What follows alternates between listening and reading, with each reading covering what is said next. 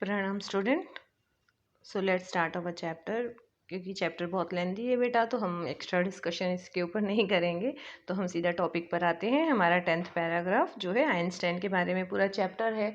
तो आइंस्टाइन की रिसर्च है, उसकी पर्सनल लाइफ है, सब के बारे में यहाँ पे डिस्कशन चल रहा है।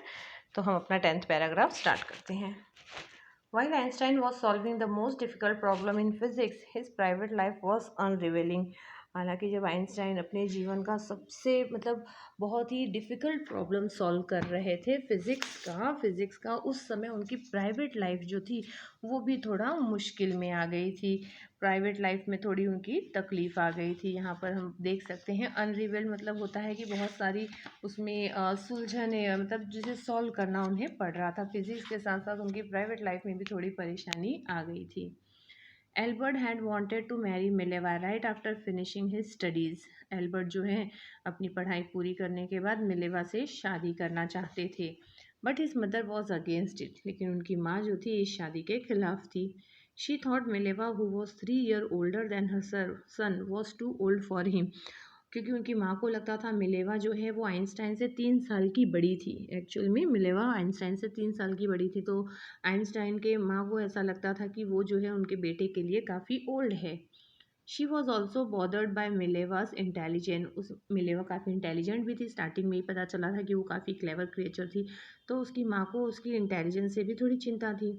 She is a book like you, his mother said. Einstein को उसकी माँ कहती है कि मिलेवा तुम्हारे लिए एक किताब जैसी है। Einstein put the wedding of. ये सारी बातें सुनते हुए आइंस्टाइन जो है शादी का इरादा छोड़ देते हैं, क्योंकि उनकी माँ उन्हें बहुत समझाती है कि पहला रीज़न क्या था कि मिलेवा जो है वो उनसे 3 साल की बड़ी थी।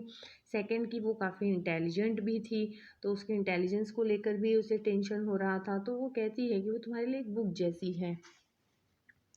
अनरिवेलिंग का मीनिंग दिया देखो, starting to fail. Now 11th paragraph. The pair finally married in January 1903। ये जो जोड़ी थी यानी आइंस्टाइन और मिलेवा की, इन लोगों ने फाइनली जनवरी 1903 में शादी कर ली।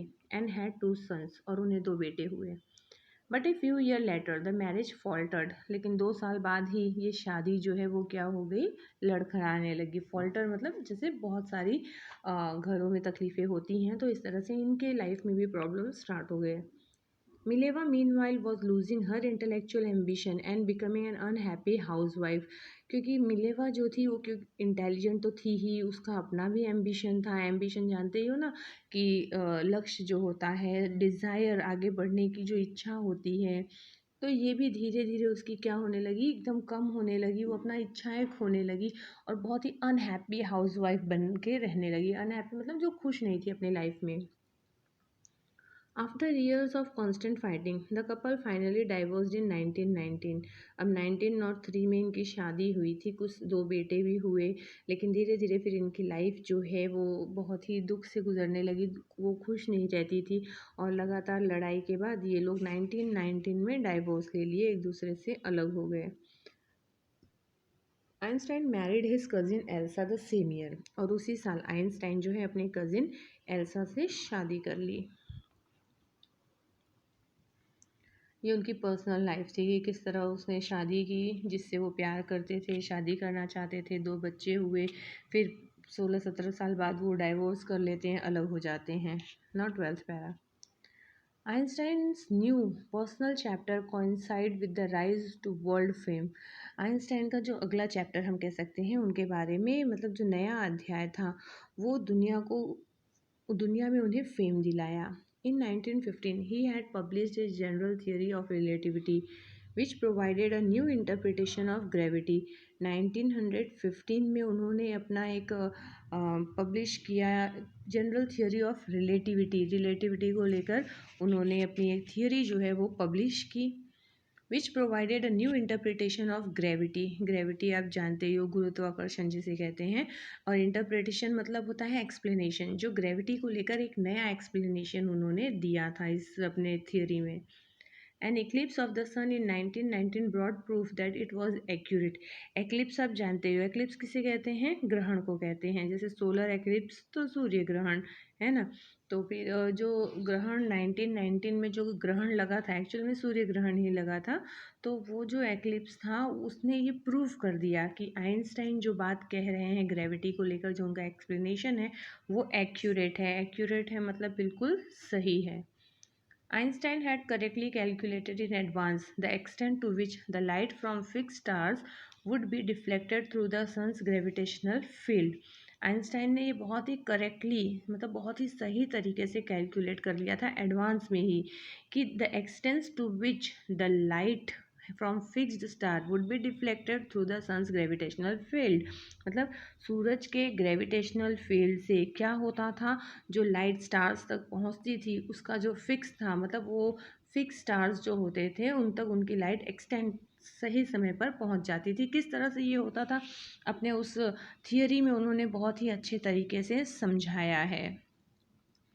N eclipse of the sun in 1919, eclipse of the sun दिया है, देखो यहाँ पे, यानी कि सूर्य ग्रहण जो 1990 में आया था, broad proof that it was accurate, ये सबूत लाया था, मतलब उससे प्रूफ मिल गया था कि उन्होंने जो थियरी लिखी है वो बहुत ही एक्यूरेट है, सही है। फिर Einstein had correctly calculated in advance the extent to which the light from fix star would be deflected through the sun's gravitational force. Einstein ने ये भी करेक्टली कैलकुलेट किया कि जो फिक्स स्टार होते हैं किस तरह से उनकी लाइट जो है वो सूरज की ग्रेविटेशनल फील्ड से डिफ्लेक्ट होकर वापस आती हैं। डिफ्लेक्ट होना मतलब क्या होता है, उसको चेंज द डायरेक्शन, वो अपनी डायरेक्शन को किस तरह से चेंज कर लेती हैं।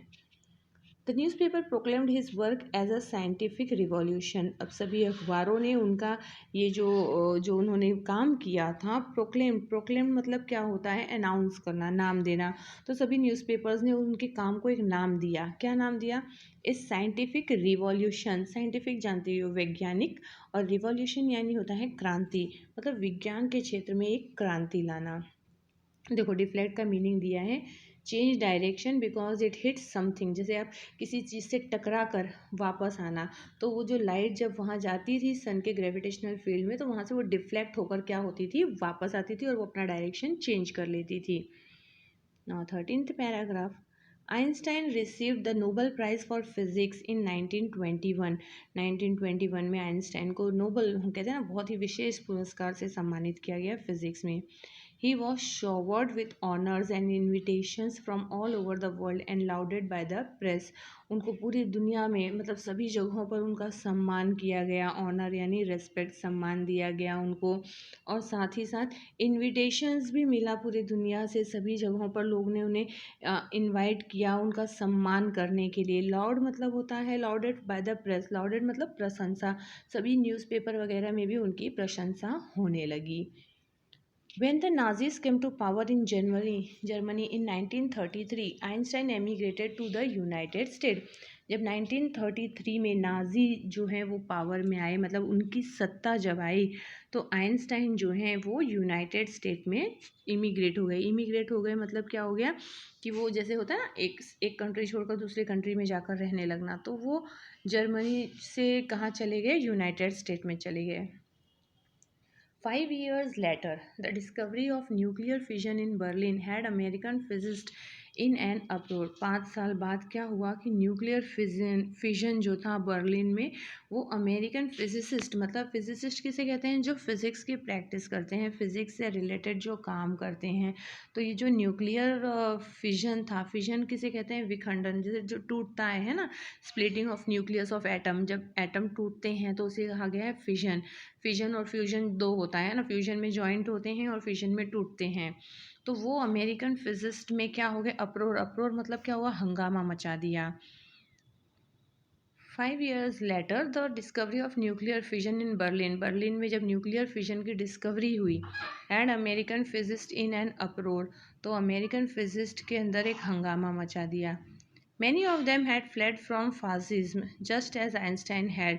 बहुत सारे लोग जो हैं वो फासिज्म से शिफ्ट हो गए, मतलब वहाँ से हट गए, जैसे कि इन्होंने किया था। आइंस्टाइन भी जब वहाँ पे नाजिज़ की जो पावर आई, तो ये क्या हुए, वहाँ से हट गए थे। तो नाजिज़ की जगह जैसे ही फासिस्ट थे, तो बहुत सारे लोग वहाँ से भी चले गए। And now they were afraid the Nazis could build and use an atomic bomb. अब उन लोगों को डर लगने लगा था कि नाजीज जो हैं वो लोग मतलब एटॉमिक बम का रिसर्च करेंगे, उसका यूज़ करेंगे, वो लोग तैयार करेंगे और इस बम का यूज़ कर सकते हैं। देखो इन एन अप्रोर का मीनिंग दिया है वेरी अपसेट। वेरी अपसेट हंगामा मचा देना, निराश कर देना, ये सारे इसके मीनिंग्स में आते हैं। सो स्टूडेंट प्लीज़ आप लोग लेसन रीड करते रहिए बेटा, और साथ ही साथ ये भी रिक्वेस्ट है कि यूनिट टेस्ट की प्रिपरेशन भी करते रहो, क्योंकि आपका यूनिट टेस्ट जो इस मंथ के एंड में आ रहा है तो उसमें मैंने 3 चैप्टर दिए हैं, first second and third chapter. इन तीनों चैप्टर्स के आपको ऑब्जेक्टिव्स करने हैं, जो शॉर्ट क्वेश्चन आंसर आपको मिले, जो FIB वगैरह मिले, ग्रामर से रिलेटेड जो FIB आपको मिलेगा तो प्लीज़ वो सब आप करते रहिए। ठीक है, प्रणाम।